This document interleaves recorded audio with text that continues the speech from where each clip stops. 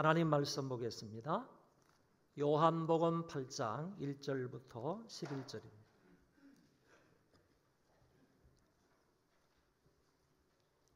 요한복음 8장 1절부터 11절 제가 봉독하겠습니다.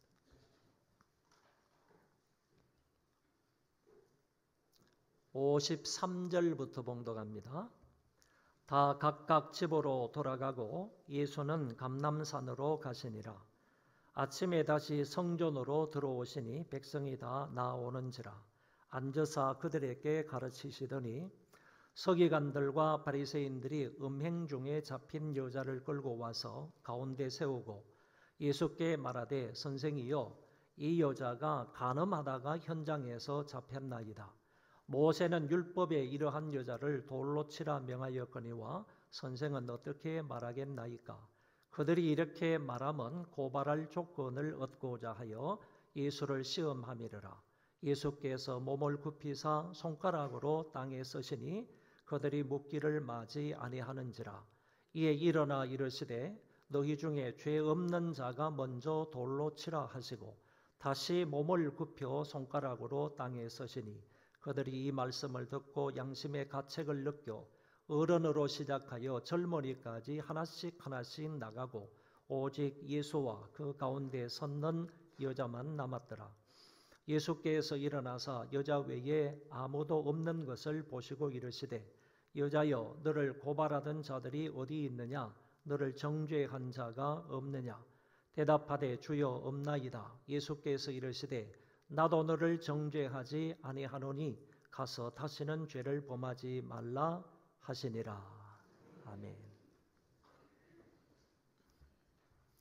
요한복음 7장 마지막 절과 그리고 8장 첫 구절은 이렇게 되어 있습니다.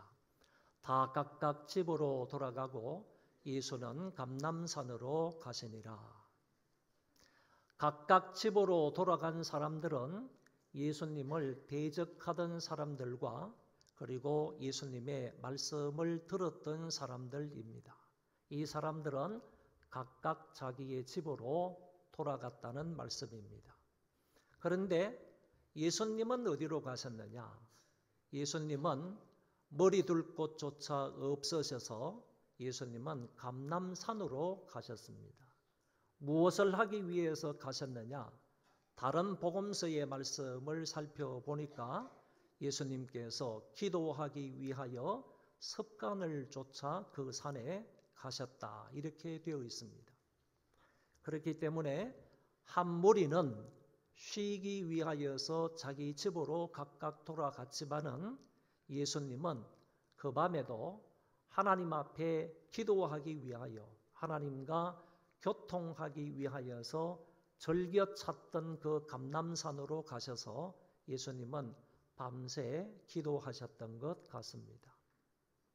그러니까 어떤 사람은 각자의 집으로 돌아갔는데 왜 돌아갔느냐? 쉬기 위하여서 돌아갔고, 또 반대로 예수님은 왜 감람산으로 가셨느냐? 그분은 기도하러 가셨다, 이렇게 말할 수가 있겠습니다. 그래서 이 7장 마지막 절의 이 말씀은 많은 사람들이 자기의 쉼을 위하여서 자기의 안락을 위하여서 가정으로 돌아갔지만 반대로 예수님은 머리 둘 곳조차 없어서 감람산으로 하나님 앞에 기도하러 가셨다, 이렇게 상반된 행동을 우리에게 보여주고 있는 말씀입니다.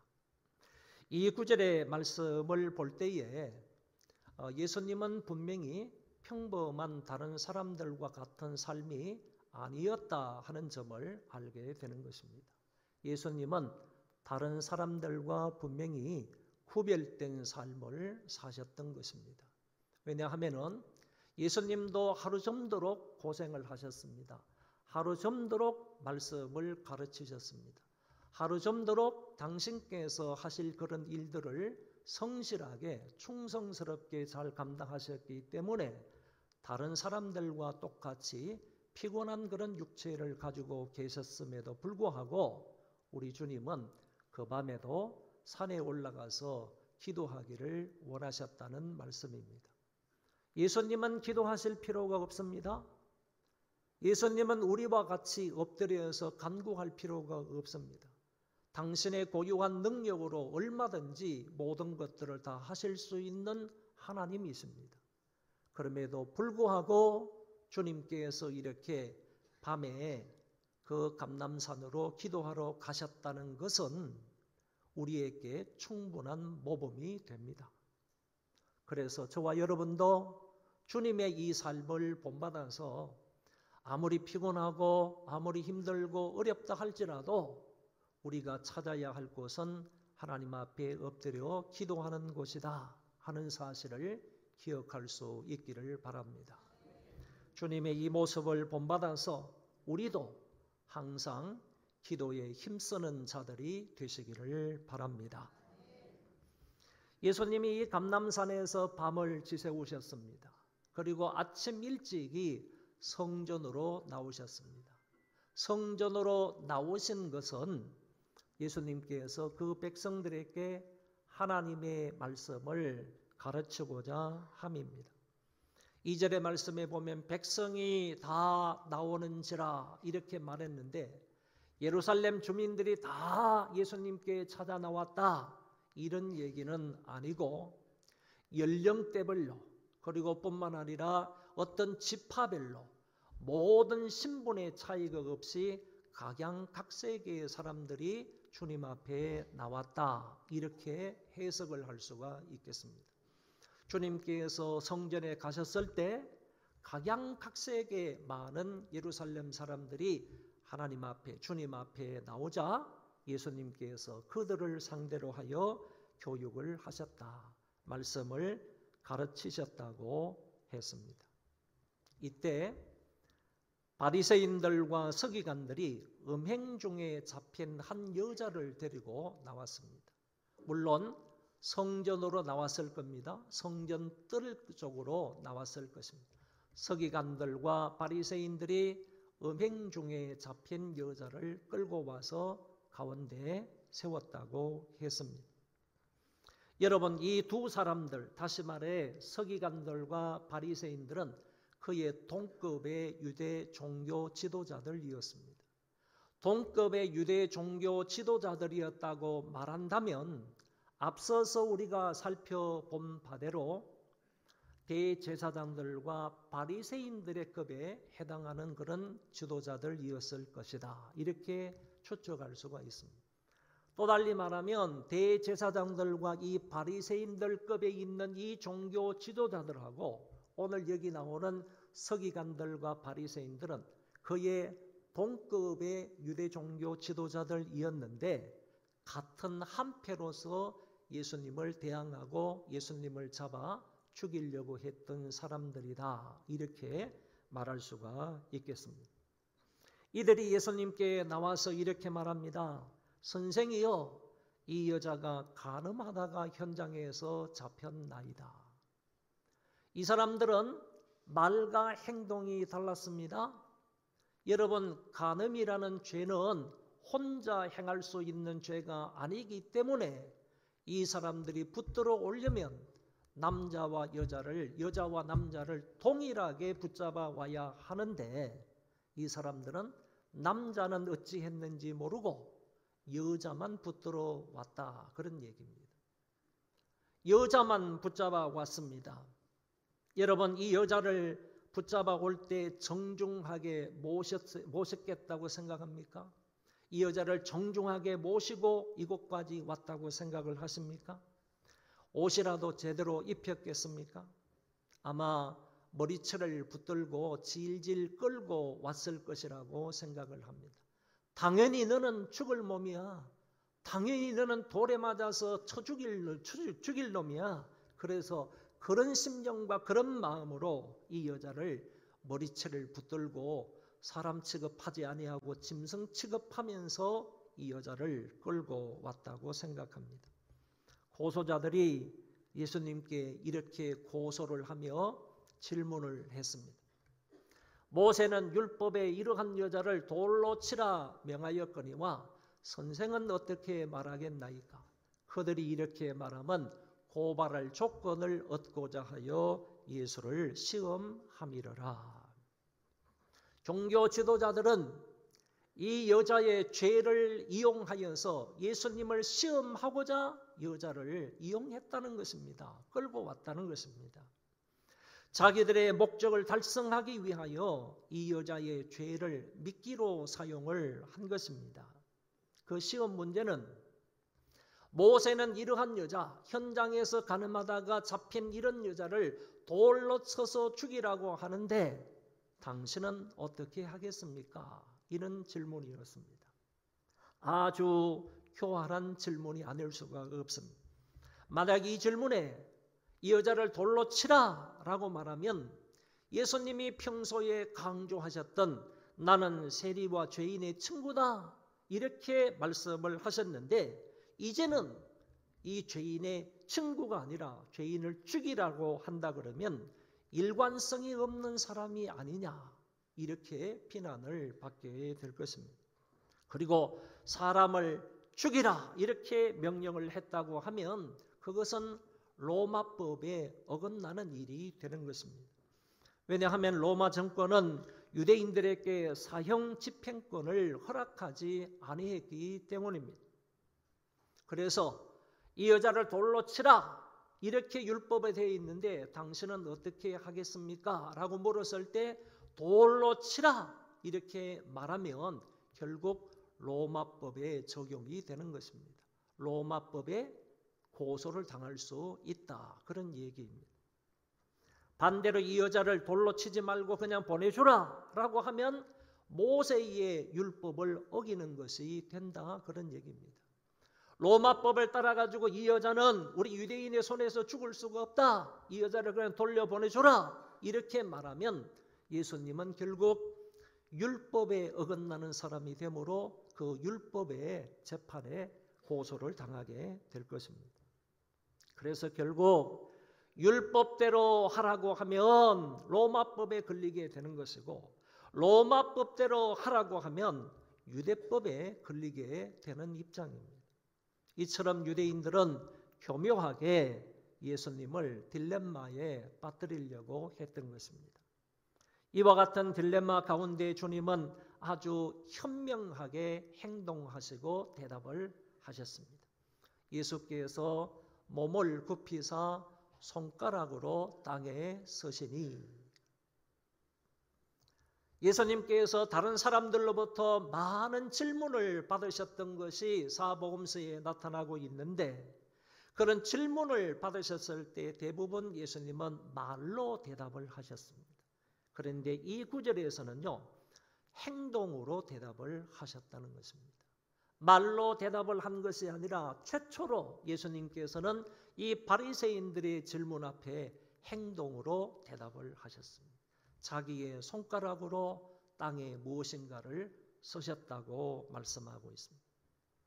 많은 학자들이 예수님이 이때 당신의 손가락으로 땅에 쓴 글이 뭘까? 무엇이라고 쓰셨을까? 여기에 궁금해하면서 많은 연구를 했습니다. 그런데 그 모든 말들은 추측일 뿐이고 성경에 나타나지는 않습니다. 제가 볼 때에는 가장 추측이 가능한 그 말이 뭐겠는가? 저는 이렇게 생각을 합니다. 그 율법을 쓴 것은 바로 내 손가락이다. 이런 말을 주님께서 쓰셨다고 생각을 합니다. 그 율법을 쓴 것은 바로 내 손가락이다. 예수님께서 땅에 쓰신 글귀가 바로 이것이라고 생각을 합니다. 이게 무슨 뜻인가? 라는 것을 생각해 보아야 합니다. 하나님께서 과거에 시내산에서 당신의 백성들에게 십계명을 비롯한 모든 율법을 주실 때 어떻게 그 율법을 기록했는지를 성경은 이렇게 가르쳐 말씀하고 있습니다. 출애굽기 31장 18절에 보면 여호와께서 시내산 위에서 모세에게 이르시기를 마치신 때에 정급한 돌을 모세에게 주시니 이는 돌판이요 하나님이 친히 쓰신 것이니라. 그 십계명을 비롯한 다른 모든 율법도 하나님께서 친히 당신의 손가락으로 써서 주신 것이다. 이렇게 말씀하고 있다는 겁니다. 여러분, 여기에도 이 말씀을 근거해서 볼 때 예수님께서 저들의 질문을 받고 땅에다 무엇을 썼는데 그 율법을 쓴 것은 바로 내 손가락이다. 율법은 모세로 말미암아 주어진 것이 아니고 하나님으로 말미암아 왔다는 거예요. 그런데 예수님께서 여기에서 땅에서 손가락으로 쓰신 것은 그때 율법을 그 돌판에다가 당신의 손가락으로 쓴 자가, 쓴 분이 누구냐 하면은 바로 나다, 이런 얘기입니다. 그 율법을 쓴 것은 바로 내 손가락이다. 예수님께서 하나님 아버지와 함께 계시면서 예수님께서 직접 그 사람들에게 손가락으로 그 돌판에 새겨서 모세를 통하여서 너희들에게 주셨다 하는 의미를 가지고 있다. 그런 얘기입니다. 여러분, 여기 말씀을 통해서 우리가 알게 되는 것은 율법을 준 자는 모세가 아닌 하나님이신데 그분과 자신을 예수님께서 동등한 분으로 얘기를 하고 있다는 것입니다. 이렇게 주님이 땅바닥에 손가락으로 친히 그 글을 써 보이셨는데도 불구하고 그것을 제대로 그들은 이해하지 못하였습니다. 이 말씀이 무슨 말씀인지, 이 말의 의미가 무슨 의미인지를 그들은 전혀 알아차리지를 못했다라는 얘기입니다. 과거 다니엘 시대 때요, 바벨론에 벨사살 왕이 있었는데 이 벨사살 왕은 바벨론 나라의 왕이 될 만한 자격이 없었던 거예요. 그런데 어느 날 이 벨사살 왕이 술을 먹고 있었을 때 하나님의 손가락이 나타나셔서 팩에다가 메네메네 데겔 우바르신이라고 썼어요. 하나님의 손가락이 나타나셔서 벨사살 왕이 술 처먹고 있는 그 자리에서 메네메네 데겔 우바르신 이렇게 썼단 말이에요. 그 왕을 비롯해서 모든 사람들은 이 말이 무슨 말인지를 전혀 알아먹지를 못했습니다. 내가 너를 저울에 달아보니 너는 모자라다, 이런 뜻입니다. 내가 너를 저울에 달아보니까 너는 모자라다. 그러므로 바벨론 나라의 왕이 될 자격이 없다, 이런 뜻이죠. 그래서 그 사람은 하나님에 의해서 죽고 마는 것을 성경은 밝혀주고 있습니다. 말하고자 하는 것은요, 그때의 벨사살 왕을 비롯해서 많은 사람들이 하나님의 손가락이 나타나서 벽에다가 이런 글씨를 썼지만은 그들이 전혀 이해하지 못하고 알아차리지도 못했던 것처럼 하나님의 아들 그리스도께서 바로 성자 하나님께서 땅에다가 무엇인가를 글을 쓰셨을 때 그 백성들은 전혀 알아차리지를 못했다, 그런 얘기입니다. 그럼에도 불구하고 이 사람들은 계속해서 수근수근 거리면서 아우성을 칩니다. 우리가 질문한 이것에 답을 해라, 이렇게 말을 합니다. 그때 주님께서 그 자리에서 벌떡 일어나셔서 이렇게 말씀합니다. 일어나서 너희 중에 죄 없는 자가 먼저 돌로 치라. 너희 중에 죄 없는 자가 먼저 돌로 치라. 여기 너희 중에 죄 없는 자라 하는 이 말은 하나님 앞에서 무험한 자라, 이런 뜻입니다. 하나님 면전에서, 하나님 앞에서 죄가 없는 사람, 무험한 사람, 흠이 없는 사람, 이런 뜻을 가지고 있는다. 영어 리빙 바이블이라는 그런 영어를 찾아보면 어떻게 표현이 되어 있는가 하면은 결코 죄를 짓지 않은 자만, 이런 뜻입니다. 이 땅을 살아가면서 결코 죄를 짓지 않은 자만, 그 사람이 있거든. 그런 사람이 먼저 돌을 던져라, 이런 얘기가 되는 것입니다. 여러분, 하나님 면전에서 무험한 사람이 있을까요? 거룩하신 하나님 존전 앞에서 깨끗한 사람이 있을까요? 리빙 바이블이 말하고 있는 그런 너희 중에 결코 죄를 짓지 않은 자만, 그런 사람이 있을까요? 그런데 예수님께서 그들에게 말한 거예요. 너희 중에 이런 사람이 있거든 돌을 던져라. 먼저 던져라. 그런데 참 중요한 말씀이 성경에 하나 있습니다. 신명기 17장의 말씀에 보면 이런 사람들을 재판을 할 때, 이런 사람들을 처결을 할 때 제일 첫 번째 누가 돌을 던지게 되어 있는가라고 하면 증인들이 돌을 던지게 되어 있습니다. 이 사람이 현장에서 잡혔습니다. 그러면 현장에서 목격을 한 증인들, 내가 이 사람이 간음하는 것을 현장에서 보았습니다. 증인들이지 않습니까? 증인들이 이 사람 둘러서 가지고 제일 처음에 증인 두세 사람이 돌을 들어서 던지는 겁니다. 돌을 들어서 던지면 그 주위에 있는 사람들이 그 이후에 돌을 던질 수 있다. 율법에는 이렇게 되어 있습니다. 증인이 먼저 그에게 손을 댄 후에 뭇백성이 손을 댈지니라. 이렇게 성경은 되어 있습니다. 그러면 보세요. 예수님께서 말씀하시는 거잖아요. 누구든지 죄가 없는 사람이 먼저 돌로 치라. 하나님 앞에서 무엄하다고 생각되는 사람은 먼저 돌로 치라. 너희들이 이 여인의 죄를 정말로 두 눈으로 목격을 했다면, 너희들이 정인이라고 한다면, 정인은 정인인데 너희 가운데서 죄가 없다고 생각하는 사람이 먼저 이 여인에게 돌을 던져라. 이렇게 예수님께서 말씀을 하신 것입니다. 여러분, 성경 마태복음의 말씀을 보면 예수님은 여인을 보고 음욕을 품는 자마다 이미 간음하였느니라 그랬습니다. 그러니까 다시 말해서 죄를 지은 사람을 말하는 것이 아니고 죄에 대한 욕망을 가지고 있었던 사람이라면 만약에 죄에 대해서 욕망을 가지고 있는 그런 사람이라고 한다면 돌을 들어서 칠 수가 없는 거예요. 이 말씀에 깨끗한 사람이 누가 있겠어요? 마음에 음욕을 품는 사람은 이미 간음했다고 했으므로 너희들 저 사람을 쳐주기 위해서 돌을 집어들고 있는데 너희들도 똑같은 죄인이 아니냐.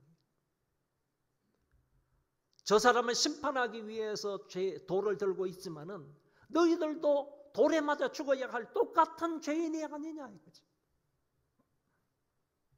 이런 식으로 주님께서 그들을 향하여 말씀을 하셨습니다.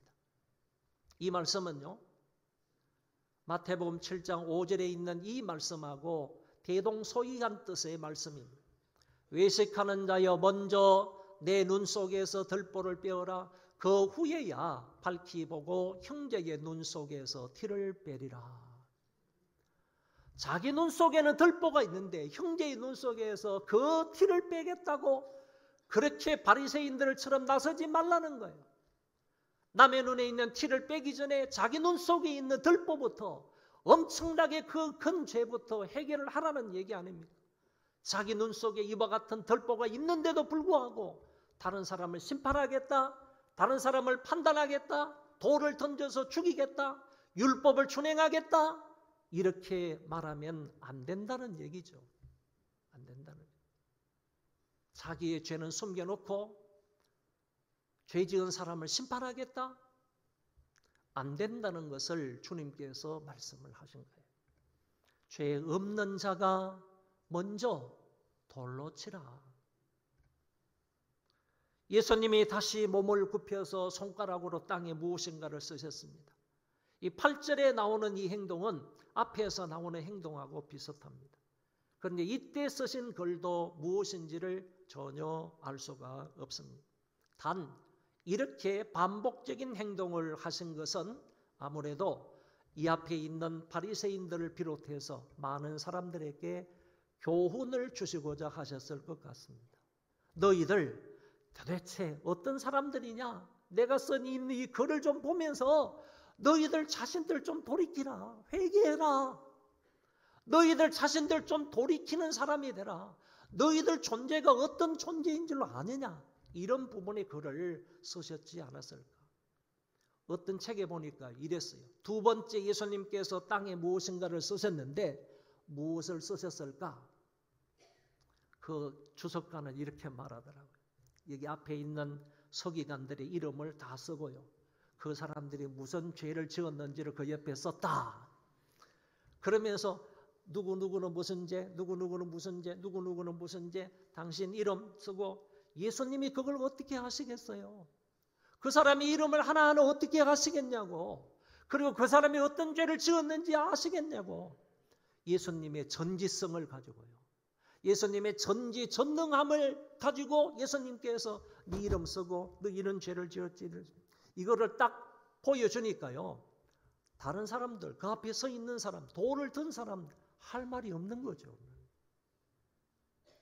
여러분, 어쨌든 이런 말씀을 쓰셨다고 하는데 그런 말씀이 아니라도요. 우리는 다음과 같은 반응이 그들에게서 일어났다는 것을 알 수가 있습니다. 그들이 주님의 말씀과 행동 앞에 어떤 반응을 보이느냐 한번 보시기 바랍니다. 그들이 이 말씀을 듣고 양심의 가책을 느껴 어른으로 시작하여 젊은이까지 하나씩 하나씩 가고 오직 예수와 그 가운데 섰던 여자만 남았더라. 여러분, 양심의 가책을 받았다고 했습니다. 주님께서 말씀하신 것과 주님께서 땅에 쓰신 그 글을 통하여서 그들은 양심의 가책을 받았던 것입니다. 그래서 양심의 가책을 받았다 하는 이 말은 자기 양심이 자기를 고소했다는 그런 얘기예요. 다시 말해서 자기 양심을 살펴보니까 자기 양심, 너도 죄인 아니야? 너도 이런저런 죄를 짓지 않았어? 양심이 자기를 고발했다는 얘기입니다. 양심의 이 가책을 받고 오니까 자기들이 들고 있던 이 돌을 놓을 수밖에 없고 자기들이 들고 있던 이 돌을 그 여인을 향해서 던질 수가 없는 거예요. 그래서 어른들로부터 시작해서 하나씩 하나씩 젊은이까지 그곳을 빠져나가게 된 것입니다. 원문 성경에 보면요. 마지 못해서 그 자리를 떠났다 이렇게 되어 있어요. 그러니까 이 돌로 전년을 좀 죽이고 싶은데 저 여자를 죽이고 싶은데 그래서 모세의 율법을 성취하고 싶은데 이 사람들은 마지 못하여서 예수님의 그 말씀을 듣고 그 돌을 내려놓고 던지지 못하고 한 사람 한 사람씩 빠져나갔는데 여러분 성경을 자세히 살펴보면 어른들이 젊은이보다 먼저 나갔다고 되어 있어요. 왜 그랬을까요? 아무래도 어른들이 젊은 사람들보다 죄의식이 많이 있을 거예요. 이 좀 나이가 든 사람은 가만히 곰곰이 생각해 보면 이것도 죄고 저것도 죄고 뭐 저는 이런 죄들을 숱하게 많이 지은 것 같지 않습니까? 정말 생각으로, 마음으로, 입술로, 행동으로 여러 가지 죄악들이 많이 생각이 났을 거예요. 아무래도 젊은 사람들보다도 좀 나이가 많은 이런 분들이 죄가 더 생각이 났을 거예요. 양심의 가책을 더 받았을 거예요. 그래서 이 사람들이 늙은이부터, 죄송합니다, 어른들로부터 젊은이까지 하나하나 그 자리를 빠져나가게 되었다라는 얘기입니다. 예수님과 그 여자만 남았습니다. 이제 다음 성경 구절을 보면요. 이 예수님께서 그 여자와 멋진 아름다운 대화를 나누는 것을 엿볼 수가 있습니다. 여자여, 너를 고발하던 그들이 어디 있느냐? 너를 정죄한 자가 없느냐라고 하시니까 그 여자는 주여 없나이다 이렇게 대답을 합니다. 여러분, 이 여자는 지금 죽을 위험에 처해 있는 여자입니다. 불안에 떨고 있습니다.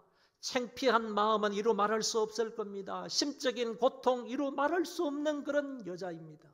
그런데 예수님께서는 이 여인에게 다가가셔서 하시는 말씀이 여자여, 아주 다정하게 이 여인을 불렀습니다. 마치요 예수님께서 십자가 위에 달리실 때 자기 어머니 마리아가 그 밑에 있을 때 여자여라고 했던 단어를 이 여인에게 쓰는 거예요. 너무너무 다정한 그런 음성으로요, 정감이 넘치는 그런 어조로 여자여, 너를 정죄하는 자가 없느냐 이렇게 물으신 것입니다. 주여 없나이다. 여러분, 여기에 놀라운 은혜의 말씀이 있습니다. 이 여자를 정죄하던 그 많은 사람들, 돌을 들고 쳐 죽이려고 했던 그 많은 사람들이 한순간에 다 사라졌습니다. 여자와 예수 그리스도만 남았습니다. 여러분, 이 여자가 현장에서 잡힌 가늠한 그런 여자였다고 한다면 반드시 정의는요 2명 내지 3명은 있어야 돼요. 율법적으로 이 여자를 처리를 하려면 이 여자를 돌로 쳐 죽이기 위해서는 반드시 이 여자 주변에 이 여자의 정인이 될 만한 사람 2사람, 3사람은 있어야 된다니까요. 그런데 이 모든 사람들이 다 가버렸어요. 다시 말하면 율법으로는 이제 더 이상 이 여자를 죽일 수 없다는 말이에요. 율법으로는 죽일 수가 없어요. 율법의 정인이 있으려면 이 사람들이 예수님 앞을, 이 여자 앞을 떠나지 말고 2-3사람이 있어야 되는 거예요. 있어야 되는데 그 사람들이 다 가버리고 없다는 겁니다. 결국에 이 여자가 그들이 감으로 인하여서 율법 아래에서 건짐을 받은 거예요.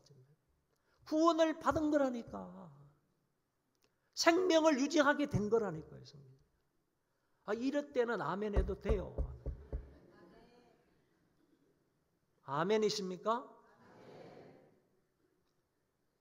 이 여자 주변에 있는 그 많은 사람들이 다 한 사람 한 사람 다 사라진 것은요, 이제 더 이상 율법으로는 이 여자를 정죄할 수 없다는 말이에요. 없다는 말이에요. 이 여자가 살아나게 된 것은요 하나님의 은혜예요. 율법으로는 이 여자가 죽을 수밖에 없지만은요 율법이 아니라 은혜로 살아나게 된 거예요. 생명을 부여받게 된 것이다. 그런 얘기입니다. 이제 이 여자에게 남아있는 것은요 예수님의 은혜밖에 없어요. 예수님의 긍휼과 예수님의 죄 용서뿐입니다. 예수님께서 현장에서 죄를 지은 이 여인을 율법에 따라 처벌하지 않도록요 은혜와 긍휼의 자리, 용서의 자리로 이끌어 가신 것입니다. 예수님이 지금 이 여인을 어디로 이끌어 가시는가? 율법에 따라서 처벌받는 여인에게서요 은혜의 자리를 이끌어 가신 거라니까요. 용서의 자리로, 하나님의 그 사랑의 자리로 이끌어 가셨다. 그런 얘기입니다. 그래서 예수님이 이렇게 말씀하시는 거예요. 예수께서 이르시되 나도 너를 정죄하지 아니하노니 가서 다시는 죄를 범하지 말라. 나도 너를 정죄하지 아니하노니 그랬잖아요. 예수님께서 이 여자를 정죄하지 않으셨습니다. 예수님이 정죄하지 않는데 누가 정죄할 수 있어요? 하나님의 아들 그리스도께서 나는 너를 정죄하지 않는다고 했는데 누가 나서서 이 여인을 정죄할 수 있다는 말입니다. 여러분, 예수님은 이 여자를 정죄하지 않았어요. 그리고 바리새인들의 손에서 구원해 주셨어요. 뿐만 아니라요 죄에서 자유함을 주신 것입니다. 나는 너를 정죄하지 않는다. 그런데 예수님이 왜 이 여자를 정죄하지 않으셨을까요? 왜 예수님이 이 사람을 율법대로 처단하지를 않으셨을까요? 그 이유는 다음의 말씀에 있습니다. 하나님이 그 아들을 세상에 보내신 것은 세상을 심판하려 하심이 아니요 그로 말미암아 세상이 구원을 받게 하려 하심이라. 또 다른 성경을 보면요 인자가 온 것은 잃어버린 자를 찾아 구원하려 하심이라. 또 한 구절 말씀을 더 보면 예수께서 들으시고 그들에게 이르시되 건강한 자에게는 의사가 쓸데없고 병든 자에게라야 쓸데있느니라. 나는 의인을 부르러 온 것이 아니요 죄인을 부르러 왔노라. 예수님께서 이 세상에 오신 목적이 뭐냐 하면은 죄인을 심판하기 위해서 오신 것이 아니라 죄인을 불러서 구원하시기 위해서 오셨다는 거예요. 그러니까 예수님께서 이 시간에도요 그 여인을 정죄하지 않는 거예요. 그 여인을 심판하지 않는 거예요. 그 여인에게 자비와 긍휼을 베푸시는 거예요. 나도 너를 정죄하지 않겠다 이렇게 말씀을 하시는 거예요. 예수님이 한때요 어떤 여인이 다가와서 자기 머리에 향유를 부은 그 여인에게 예수님께서 이렇게 말씀해요. 내가 죄사함을 받았느니라 그랬어요. 여러분, 그 향유를 부은 그 여인에게도요, 내 죄사함을 받았느니라 이렇게 말씀하셨던 그 주님이요, 오늘 가늠하다가 현장에서 잡혀온 이 여인에게요 동일하게 말씀하시는 거예요. 나도 너를 정죄하지 아니하노라. 동일한 말씀을 하고 계시는 것을 엿볼 수가 있습니다. 그러나 주님은요, 그녀의 이와 같은 나쁜 행동을 모른 채 하거나 아니면 두둔하지도 않으셨습니다. 따끔한 경고를 하셨습니다. 가서 다시는 죄를 범하지 말라. 이제 죄 용서를 받았다고 한다면, 내가 이렇게 정죄되지 않게 되었다고 한다면 이제 다시는 죄를 범하지 말라라고 주님이 말씀하셨습니다.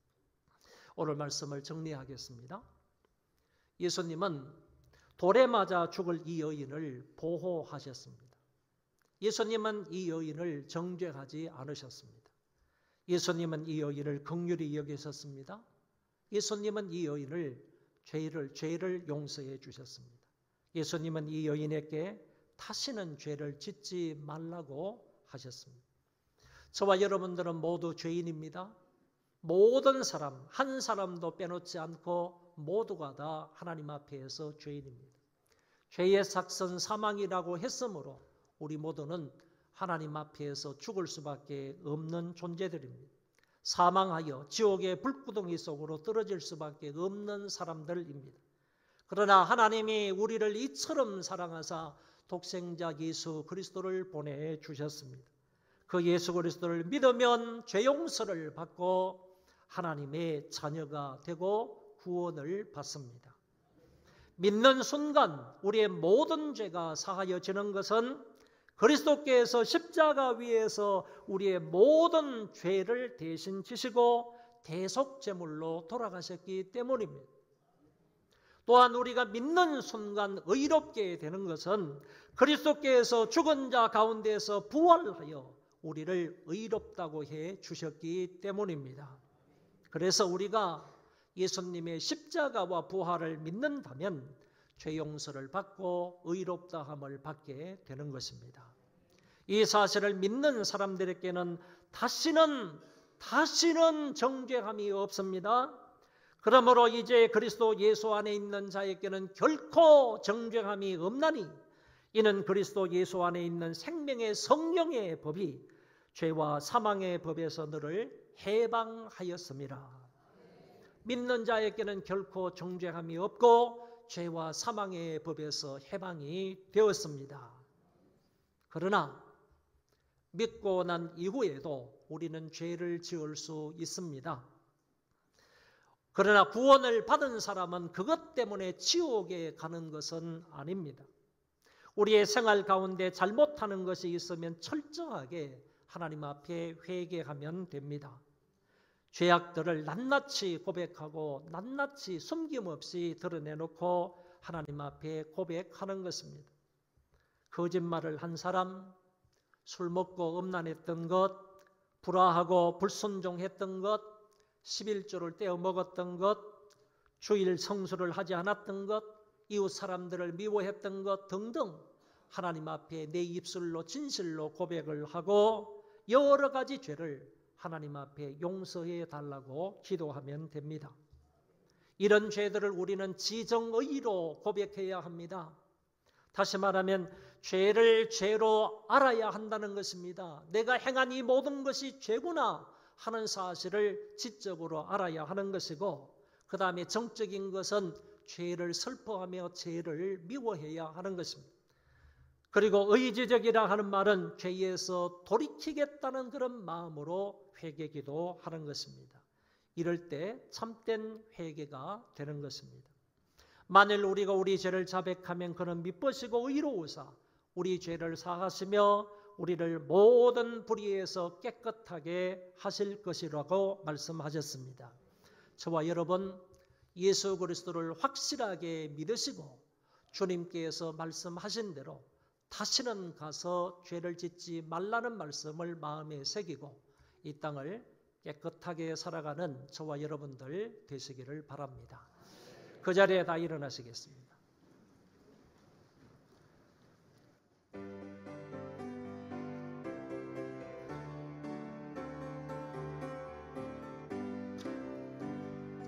예수 안에 있는 나에게 결코 정죄하옵네. 생명의 성령의 법이 해방하였네. 예수 안에 있는 나에게 결코 정죄하옵네. 생명의 성령의 법이 해방하였네. 예수 예수 오직 예수 예수 예수 오직 예수 죄와 사망에서 나를 구원했네. 죄와 사망에서 나를 구원했네. 해방되었네. 해방되었네. 해방되었네. 죄와 사망의 법에서 해방되었네. 해방되었네. 죄와 사망의 법에서.